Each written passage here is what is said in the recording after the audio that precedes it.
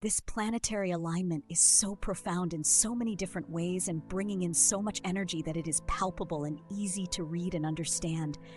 As long as our minds are open to hear the information coming in, it comes in as well as comes out. It's on the inside and the outside. It swirls like an atom, nucleus, neutron. It's nuclear. It's nuclear. Information comes in through the nucleus. It's dispersed through atoms, transmits through energy waves, frequency. When we tune into it, anything can be heard, anything can be understood, anything we want to know. It's just a matter of tuning into the frequency, and every atom cell in our body will resonate and bring in that information that we are searching for.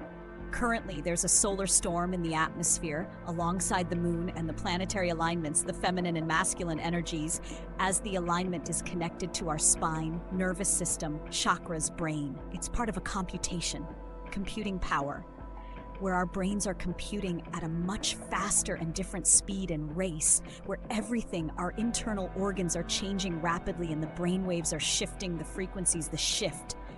This is part of the great shift and the great divide. As the energies swirl in and out, we keep our mind open so they don't get stuck in new thoughts, new ideas. We are changing from the inside out. And when we change from the inside out, the outside changes as well. Currently, the planetary alignment is assisting in this process, and it can be so comforting for those who are looking for the comfort, for those who are looking for a rude awakening, or for more truth and honesty about oneself to arise that will be revealed in the here and now. Everything is in the here and now, always and forever. Anything can be tuned into this space at this moment in time. Currently, the energies are so strong, not only in this solar system, but in others as well. And there is a lot of assistance, galactic faraway assistance that is tapped into the synergy and assisting and helping with the frequency and the vibrations to align us in our bodies correctly. They're assisting with the frequencies, and the planetary alignment is so perfect for this, as it's a much stronger, powerful, precise point of interaction. It's like a black hole, or a hole that you can travel through, and quantum entanglement is a good example of that. Anything that you're seeing at this time that's coming up is being revealed. It's a reflection of you. It's a reflection of yourself. What you're seeing is a mirror. Everything is a mirror. What you put out, you will get back. If you see something that disturbs you, look within, and you will find that thing that disturbs you about somebody else is the thing that disturbs you most about yourself. Find those things and give them love and support and encouragement and kindness. Courtesy, welcome them. They are part of you. They are not separate. You are who you are. You are a being created with light inside of you, and these parts of you need healing. So don't refrain from accepting them. They are one with you. Take all of those parts of you that you do not like and you are most judgmental of, and give them a warm embrace and let them know that it's going to be okay. All is well. We are whole, we are loved, we are accepted, we are celebrated, we are watched, we are protected. And this protection is far and wide and deep. It goes to the outer rims and even further, because we are not separate. We are all one, and all is embraced, even the most despised, unattractive parts of ourselves. Those parts are ourselves, and there is no need to judge. Judgment is a form of separation which has its own purpose and is welcomed, but also understanding separation is also a part of us.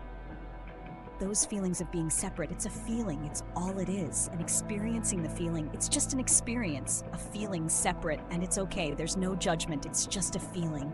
It is a part of the human experience. Know that you are loved, you're a whole, and you belong. And no matter what is going on around you, you are the creator of your own experience. And whatever you want to feel, whatever you want to do, whoever you want to be that thing that you are. Come to the understanding of who you are. Who are you? Ask yourself, who am I? Be me. Be all of me. And know that all of me is all a part of all. And that I don't have to answer to something that doesn't align with the purpose of unity, wholeness, and all. All is encompassing of all things. Feelings, emotions, experiences, dreams, aspirations, discouragements, failures. All is all of me, and it is all of you, and it is all of us. It is a collective emotional experience, and there's more. There's more to feelings than just rapid emotions and energy fluctuating fast and slow. There's more than that beyond that, where there is just peace, but it is beyond. Peace is beyond wholeness, but it encapsulates wholeness, but it is beyond that stillness, where there is nothing in the place of nothing, where in the nothing begins creation. Creation begins in the nothingness, comes from the nothingness, and it is a place to return to for stillness and quiet, a place of sleep and slumber, a place to relax and melt away into the nothingness. It's like a vacation, to just be the nothing where there's no worries, there's no thoughts, and just be there. It is a place that you can go to, that I can go to, that we all can go to at any time, just to relax. And we can be there for as long as we need to be there. And when we're ready to come back to the feelings and the emotions, to the wild and to the crazy, to the dictatorships and the control and the enemies, the power struggles, the rage, the undeniable twists and turns that encapsulate our heart and our being, feels like we're in a washing machine or dryer, just spinning and spinning out of control. This is a place of learning, and it can be a place of rest. You can find rest amidst the chaos because it's within. It's a place you can always go to and be the center, the eye of the hurricane, the middle of the tornado, drifting on a cloud through a thunderstorm, or you can be a part of in the front lines, at battle or at war. Anywhere that we choose to be, there is a lesson to learn, and that lesson to learn is a lesson shared amongst us all as we all share our experiences here on Earth. It's shared one way, but experiences can be shared in other ways, whether it's telepathic through touch, through song, through dance, through poem, but we will all share our knowings. It's like a computer in the cloud. Everything is shared in the cloud, and all can be tapped into by any other being. And we share our experiences with all other beings so that there is an advancement of our collective nature. We are advancing together in our collective consciousness of understanding the beings that we are and co-creating and learning all the different aspects of creation. Creating with splicing genes and DNA, and merging with animals and technology and plants and galaxies and suns and universes and water, air.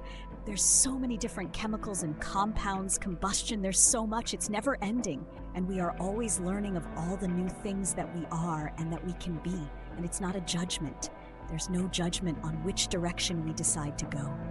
It is all celebrated because it is all experiences that are shared amongst the collective, and we learn from the experiences. All of is celebrated as such, in such a way that it creates new pathways, new journeys. And the journeys are exciting and fun, and they can be even more fun, extremely exciting, exhilarating beyond our wildest dreams, the things that we can do. And it is fun. And there's joy, and there's celebrating, and there's dance and song and laughter, and it all in all of the experiences that can be found. And that's what the baseline is when we come back to base, to the baseline of who we are. Although we are all these things, at the core is joy, serenity, peace, hope, love. It's always love. Love is always at the core. It's what holds it all together. It's what holds everything together. It's the glue. It's the stronghold. It's the foundation. It's the mother. It's the father. Everything is created with love. And we just go deeper into understanding what love is. What is this love? What is it? What is it in all of its parts and pieces? And when we dissect it into numerous bits, quadrants, down to its finest, smallest particles, we get these things that we would think are the opposite of love, but they're not the opposite. They are love in a quadrant. But that particle or piece is divided up in so many ways that it, as a standalone piece, looks evil, quote, UN quote, as we would say. But in its truest, purest form, when it is all together, it is love. But you can segment love infinitely, and that is what we are doing. And it's a process that will never end. It's a continuation of ever, forever understanding all aspects of love in every way, shape, and form, because it's infinite and it goes on forever, and it is the glue that holds us all together. And understanding it is multiplicity. It multiplies, and as soon as you think you can grasp it or understand it, it multiplies continuously to try to be understood at even greater levels. And so maybe some would say they go to the depths of hell to understand love, or they go to the depths of hell to get the keys to understand love. That's an example. But it is not separate. It is all part of, it's just part of a whole system that operates and works together. but you can take little bits and pieces, fragment it up. For example, an animal.